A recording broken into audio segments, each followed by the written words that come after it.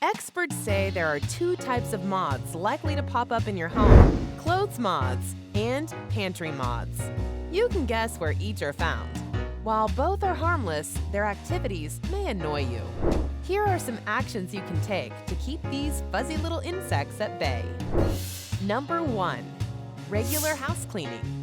Pantry moths love to snack on loose breadcrumbs, cereal, and even flour, so make sure you're keeping your countertops and shelves extra clean. Vacuum floors and carpets weekly, and make sure to throw out the vacuum bag as soon as you're done.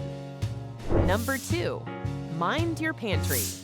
Pantry moths can lay eggs in staples like beans, dried fruit, and dog food. Ick!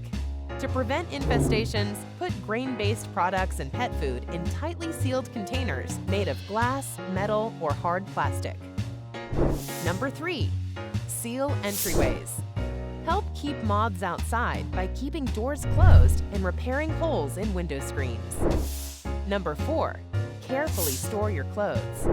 Clothing moths are nocturnal, so they do their business in the dark. To keep moths from chomping on your cherished clothing, store clothes in vacuum-sealed bags.